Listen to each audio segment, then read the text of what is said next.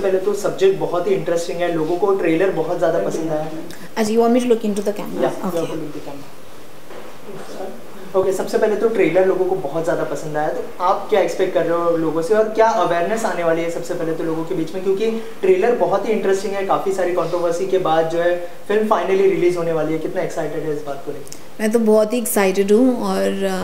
I think ये 21 जुलाई जो date है वो बहुत ही मतलब it's like this very very special date in all our lives now. And बस फिल्म कितने अलग अलग देशों में हम ऑलरेडी दिखा चुके हैं, तो अपने घर के देश मतलब अपने घर में दिखाने का जो एक्साइटमेंट है वो तो डेफिनेटली बहुत बहुत स्ट्रॉन्ग है और लंबी लड़ाई के बाद हमें मौका मिल रहा है। और मुझे ये भी लग रहा है कि कितने सारे लोग हैं जिन्होंने हमें इतना सपोर्ट किया है इस जर्नी के दौरान, and I really want them to like really enjoy the release of the film and go with their friends and watch it. And of course थोड़ा सा nervousness भी होता ही है, तो of course as a filmmaker you know you want people to like the film, you want them to enjoy the film, but of course once I mean वो तो audience के ऊपर है whether they like it or not, I'm fingers crossed. अच्छा, 10 international award मिल चुके हैं film को, लेकिन इंडिया में जो 11 ओके, लेकिन इंडिया में जो है रिलीज के ऊपर बाकी बहुत सारी पाबंदी लगाई गई, तो अपने देश में जो है अपनी फिल्म नहीं लगाने जाए, तो इस बात को लेकर दुख होता है? नहीं, दुख तो नहीं हुआ, पर एक सडन अवेयरनेस आ गया कि जब ये सेंसर बोर्ड ने हमें अलाउ नहीं किया और सर्टिफिकेट नहीं दिया, सडनली अवेयरनेस आ गया कि शायद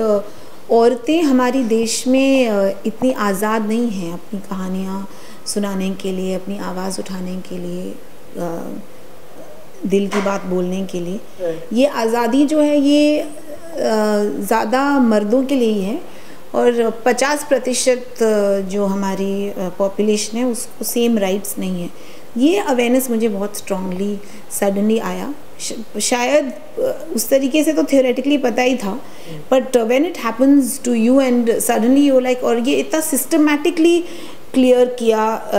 कि ये हमें अलाउ नहीं करेंगे क्योंकि ये film female point of view से बनी है, तो ये मुझे एक वेकअप कॉल लगा और तब मुझे लगा कि ये बहुत ही ज़रूरी है कि चाहे कुछ भी हो जाए ये हमें बिग स्क्रीन तक लाना ही होगा। शायद उसके पहले उतना वो नहीं था कि चलो स्मॉल फिल्में फेस्टिवल्स वगैरह में जाके एक छोटा सा रिलीज़ करके ख़त्म हो जाएगा, उसके बाद I was like I have to release this film and have to release it properly, क्योंकि फिर मुझे लगा कि अगर हम ऐसा प्रेसिडेंट सेट करें कि एक गवर्नमेंट ऑथराइज बॉडी कह सकता है कि क्योंकि आप एक औरत है, आपका नज़रिया एक फ़ीमेल नज़रिया है, आपको बोलने की, आपको अपनी कहानी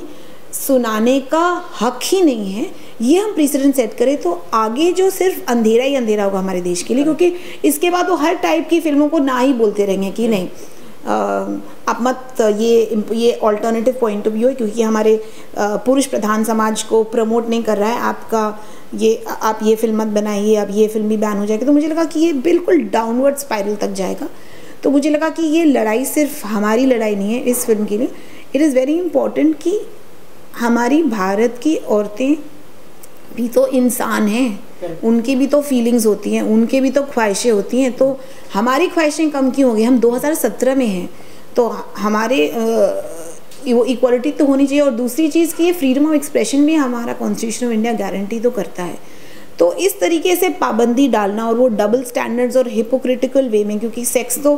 डबल मीनिंग सॉन्ग्स वगैरह तो हमारा चलता ही आ रहा है, उसमें तो किसी को कोई प्रॉब्लम नहीं है, तो लेवल प्लेइंग फील्ड क्यों नहीं होगी? अगर आप ऑल्टरनेटिव पॉइंट ऑफ व्यू दें तो उस टाइम क्यों नहीं हम अगर आपका ऑल्टरनेटिव पॉइंट ऑफ व्यू है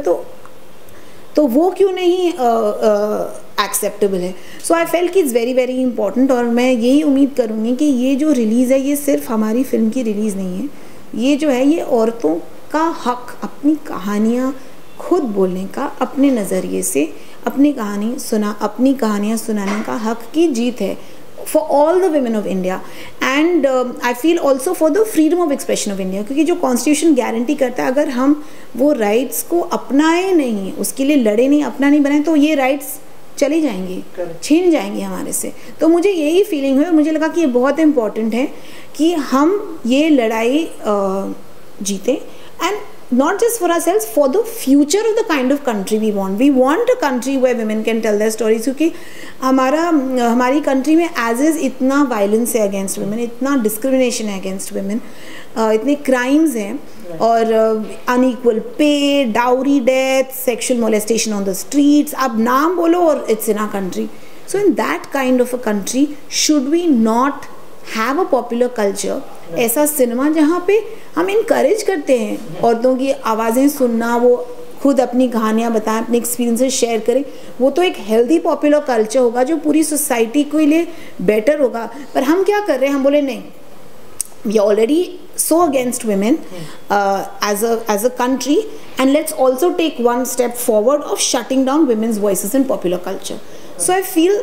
there are many issues. I think कि ये एक जो डिसीजन CBFC का था, इसकी वजह से बहुत सारे मुद्दे फोर पे आए कि हमारी सोसाइटी एग्जैक्टली कहाँ पर है. So I feel so for all those reasons, not just one is of course personally you feel you've made the film, you've put in years of your life and hard work,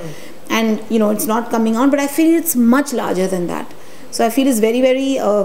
it's a real moment of victory and celebration, not just for me, but I would say I want like everybody to feel that sense of celebration towards the release. Right. जैसे मैंने पहले starting में कहा कि trailer लोगों को बहुत ज़्यादा पसंद है और कास्टिंग भी बहुत ज़्यादा इंपॉर्टेंट होती है, और इस फिल्म की कास्टिंग एकदम परफेक्ट लग रही है. तो कितने मुशक्कत करनी पड़ी आपको कास्टिंग के लिए खास करके? कास्टिंग ऑनेस्टली वो काफ़ी सिंपल रहा, बिकॉज कौनकना और रत्ना को तो they were the first choices for their parts, and I sent them the script and they wanted to do the film, so it was not very complicated at all. बाकी सारे parts के लिए I had Shruti Mahajan and Parag Mehta, casting directors, and our team of assistant directors who all worked very hard and auditioned lots of people or spoke to lots of people, and then we cast Ahana and Plavita, who we all felt were absolutely correct for the parts. वो सारे male characters और बहुत काफ़ी ensemble type की film है, तो सारे जो किरदार हैं वो बहुत मतलब बहुत एफर्ट लगा के, बहुत बारीकी से सोच के हमारे कास्टिंग डायरेक्टर्स ने कास्टिंग की है, और आई थिंक जब फिल्म देखेंगे तो पता चलेगा कि बहुत ब्यूटीफुली कास्ट की हुई फिल्म है. जाते जाते ऑडियंस को कोई मैसेज देना चाहेंगे फिल्म के बारे में? 21 को रिलीज़ होने वाली है फिल्म. हाँ, 21 जुलाई को लिपस्टिक का नाम बुरखा रिलीज़ हो रही है, और मैं कास्ट और क्रू की तरफ से ये कहना चाहूँगी कि please come and enjoy the film and enjoy the journey of these 4 women. चार ऑर्डिनरी औरतों की कहानी, उनके छोटे छोटे सपने, उनके छोटी छोटी ख्वाहिशें, और आके एक्सपीरियंस करिए. Thank you so much. I just have one